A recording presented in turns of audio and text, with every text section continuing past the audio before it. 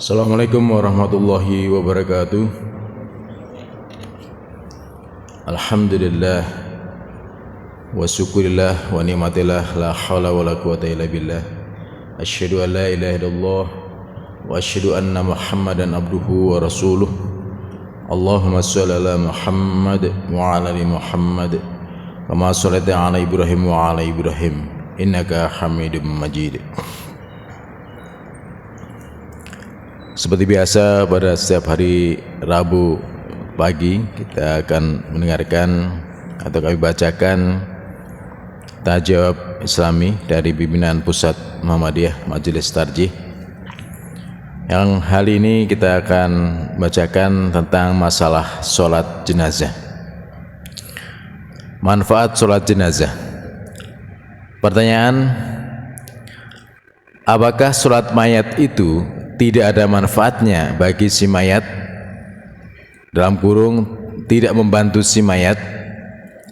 Karena ada pendapat yang mengatakan bahwa sholat mayat itu tidak bermanfaat bagi si mayat, hanya pahalanya kembali kepada orang yang mengerjakannya. Mereka beralasan dan hadis yang maksudnya, apabila anak Adam meninggal dunia, hanya ada 3 perkara yang membantunya. 1. Amal jariah. 2. Ilmu yang bermanfaat. 3. Anak yang soleh yang mendoakan ibu bapaknya. Dari Helmi Siraj, Nusa Tenggara Barat, Nusa Tenggara Timur. Jawaban, kita mengamalkan agama seperti Rasulullah mengamalkan agama. Khususnya ibadah, kita melakukan sebagaimana yang dilakukan oleh Rasulullah. Dalam melaksanakan sholat jenazah, kita lakukan berdasarkan hadis yang berasal dari Rasulullah. Kita mendapati beberapa riwayat hadis di antaranya. Artinya, menurut hadis Malik bin Hubairah bahwa Rasulullah SAW bersabda, orang mukmin yang mati lalu disolatkan oleh segolongan kaum muslimin sampai menjadi 3 saf, tentulah diberikan ampun. Maka kalau sedikit bilangan orang yang mensolatkan jenazah, maka Malik bin Hubairah berusaha menjadi 3 saf. Diriwayatkan oleh riwayat 5 ahli hadis kecuali An-Nasai. Hadis berikutnya, riwayat Ibnu Abbas, pernah ia mendengar Nabi SAW bersabda, orang Islam yang mati lalu jenazahnya disolatkan oleh 40 orang yang tidak musyrik, tentu Allah mengabulkan doa mereka untuknya. Diriwayatkan dari Ahmad, Muslim dan Abu Daud. Memahami kedua hadis tersebut, nyatalah mensolatkan mayat ada manfaatnya bagi si mayat, yakni ampunan dari Allah Subhanahu wa taala atas doa-doa orang-orang yang mensolatkan jenazah tersebut. Mengenai hadis yang menerangkan bahwa setelah orang meninggal tidak akan mendapatkan bantuan kecuali 3 perkara saja, mendapat penjelasan lebih lanjut. Pertama, mengenai lafaznya, menurut penanya lafaz hadis tersebut adalah idza mata ibnu Adam, sedang yang menurut riwayat Bukhari dalam bab Al-Adab dan menurut riwayat Muslim serta Abu Daud dan At-Tirmizi dan An-Nasai, lafaznya berbunyi idza matal insan dan seterusnya. Apabila meninggal dunia seorang, putuslah amalnya kecuali 3 macam. 1. Sedekah jariyah. 2. Ilmu yang bermanfaat atau anak yang soleh yang mendoakan kepadanya ayah yang meninggal itu. Hadis ini sangat populer dalam masyarakat, tapi menurut penilaian As-Suyuti termasuk dhaif. Barangkali dapat kita angkat menjadi hadis hasan lil ghairihi, karena ada hadis lain yang senada seperti riwayat Al-Bazar dan Simwait dari sahabat Anas yang berbunyi, tujuh macam golongan hamba Tuhan yang pahalanya tetap mengalir, sedangkan hamba itu telah dikuburkan, sudah mati. 1.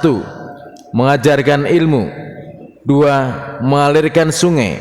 3. Membuat sumur. 4. Menanam tanaman. 5. Mendirikan masjid. 6. Mewariskan mushaf atau Al-Quran. 7. Meninggalkan anak yang memintakan ampun kepada ayahnya. Menurut penelitian Ahmad bin Muhammad As-Syabihi As-Salawi, seorang nazir wakaf di Maghribul Aqsa, hadis tersebut sahih. Kalau yang lebih tepat untuk menolak adanya amal akan diterima orang yang telah meninggal dunia dari orang lain adalah ayat 39 surat An-Najm yang berbunyi wa laisa lil insan illa ma sa'a.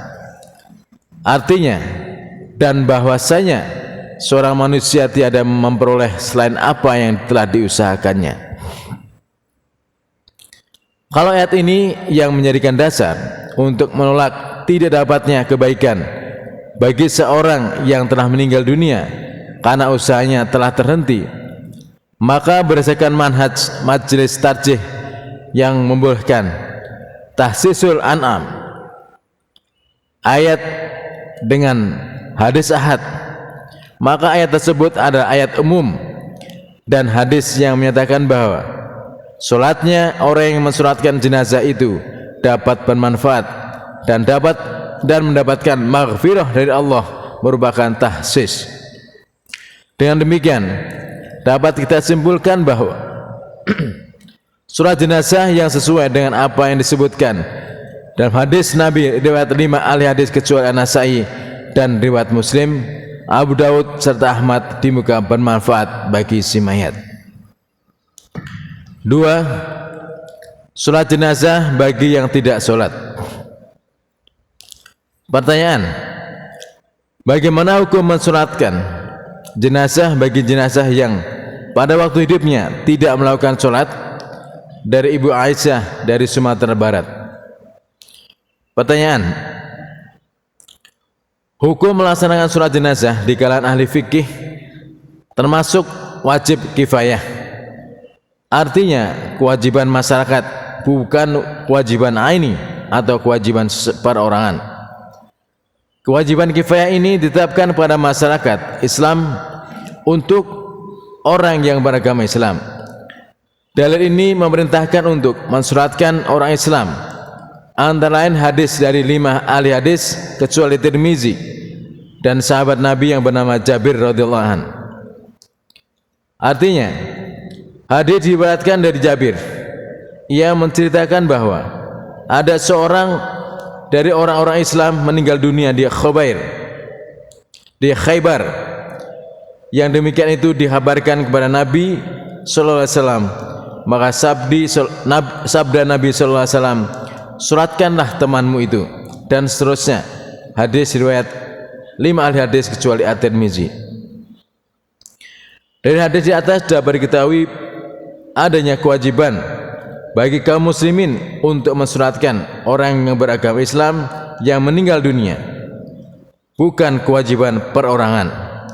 Nabi sendiri memerintahkan orang-orang Islam bukan melaksanakan sendiri, sebagaimana juga pernah Nabi memerintahkan sahabat untuk mensuratkan orang yang meninggal yang mempunyai hutang, bukan Nabi sendiri yang mensuratkannya, seperti diberatkan dari Ahmad, Ibnu Majah dan At-Tirmizi dan Abu Hurairah. Kewajiban mensuratkan jenazah orang yang beragama Islam termasuk orang Islam yang menjalankan maksiat, kecuali orang-orang yang menambahkan lahirnya Islam tapi sebenarnya menentang Islam, yang dikategorikan orang-orang munafik. Larangan mensuratkan orang munafik disebut dalam surat At-Taubah ayat 84, dan mereka itu dihukumi kafir oleh Allah dan Rasulnya. Mengenai siapakah orang Islam itu, apakah orang yang hanya mengucapkan syahadat dan tidak sholat juga termasuk orang muslim? atau kalau meninggal harus disolatkan. Dalam hal ini banyak ayat dan hadis yang harus difahami, sehingga ada perbedaan dan pemahaman terhadap ayat-ayat dan hadis tersebut. Ada yang memahami kesempurnaan seperti tersebut dalam hadis riwayat Bukhari, Muslim dan Abu Hurairah yang menjelaskan orang Islam itu beribadah kepada Allah dan tidak musyrik serta melakukan sholat, membayar zakat, puasa dan haji. Bahkan juga dapat ditambahkan bahwa bukan hanya demikian, tapi juga sikap orang tersebut tetap berbuat baik dan tidak menimbulkan kerugian orang lain, seperti tersebut dalam hadis riwayat Al-Bukhari, Abu Dawud dan An-Nasai dan Ibnu Umar yang berbunyi al-musliman saliman muslimuna min lisanihi wa yadihi, yang artinya orang Islam itu orang yang tindakannya dapat membawa keselamatan bagi orang lain. Tentu pemahaman demikian adalah pemahaman untuk orang Islam yang sempurna. Orang Islam yang disebut muslim dapat difahami bahwa dari yang paling minim, yakni melakukan pertama, yakni membaca syahadat atau kalimat thayyibah, itulah yang nanti akan masuk surga, sebagaimana disebutkan hadis Bukhari dan Muslim dari Abu Hurairah yang berbunyi, kemudian Nabi memerintahkan Bilal mengumumkan pada khalayak, tidaklah masuk surga kecuali ia orang muslim. Dalam riwayat Al-Bazar dari Abu Sa'id disebutkan Nabi SAW bersabda, barang siapa yang mengucapkan la ilaha illallah, tidak Tuhan selain Allah, dan ikhlas, akan masuk surga. 3. Mensuratkan orang yang bunuh diri. Pertanyaan, bila kita jumpai orang Islam yang dalam kehidupan sehariannya mengerjakan sholat, tapi pada akhir hayatnya berproses bertentangan dengan Islam, seperti bunuh diri, wajibkah kita mensuratkan? Dari pengurus Pemuda Muhammadiyah Banjarnegara. Jawaban, orang yang meninggal dunia karena bunuh diri berdasarkan riwayat sekolah al-hadis kecuali Al-Bukhari tidak disuratkan. Dari yang artinya kepada Nabi dibawa seorang laki-laki yang bunuh diri dengan mata lembing dan reban, maka Nabi tidak mensuratkan jenazahnya. 4. Surat Ghaib. Kalau ada pemimpin dunia, pemimpin Islam yang meninggal dunia, sering diadakan surat Ghaib di masjid di Indonesia. Tapi di wilayah Sumbar oleh pimpinan wilayah Muhammadiyah, pimpinan Majelis Tarjih, telah diputuskan tidak perlu lagi diadakan surat Ghaib, karena di tempat meninggalnya sudah ramai orang muslim yang mensuratkan. Sedang di wilayah Riau Muhammadiyah mengadakan surat Ghaib. Bagaimana hadisnya? Dari Talagu Pekanbaru Riau. Jawaban, ada atau tidaknya surat Ghaib pada suatu tempat belum ditetapkan oleh suatu muktamar tarjih.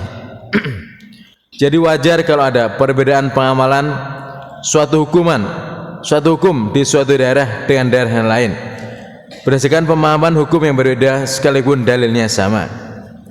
Dalil mengerjakan surat Ghaib bagi jenazah itu antara lain hadis Bukhari Muslim dari sahabat Jabir bin Abdullah. Dari Jabir bin Abdullah yang menerangkan bahwa Nabi SAW mensuratkan jenazah As-Somah An-Najasi. Nabi bertakbir di atasnya 4 kali takbir. Hadis riwayat Bukhari. Hadis semakna diriwayatkan pula oleh hadis lainnya dan dari Abu Hurairah, demikian pula Ibnu Ahmad, An-Nasai dan At-Tirmizi. Dalam sahihnya diriwayatkan juga hadis tentang perintah Nabi untuk mensuratkan Ghaib An-Najasi yang meninggal di Habsah. Hadis ini diriwayatkan oleh sahabat Imran bin Husain. Dari hadis di atas dapat dijabarkan Dapat pula dilakukan sholat gaib kepada jenazah yang meninggal di luar kota. Dalam pemahaman ini ada yang memahami bahwa mensolatkan gaib An-Najasyi yang berada di Habsyah karena daerah itu bukan daerah muslim sehingga kemungkinan tidak ada yang mensolatkan, karena itu perlu mensolatkan gaib. Atas dasar pemahaman demikian, maka tidak perlu mensolatkan sholat gaib bagi yang meninggal di daerah lain yang banyak umat Islamnya, karena jenazahnya pun pasti sudah disolatkan. Tapi dapat difahami bahwa sholat gaib itu prinsipnya dapat dilakukan terhadap jenazah yang berada di luar kota, sehingga terdorong oleh pahala yang besar terhadap mensolatkan sholat jenazah, didorongkan rasa ukhuwah yang merasa perlu mensolatkan sholat jenazah yang meninggal di luar kota. Demikian yang bisa kami sampaikan. Lebih kurangnya mohon maaf. Assalamualaikum warahmatullahi wabarakatuh.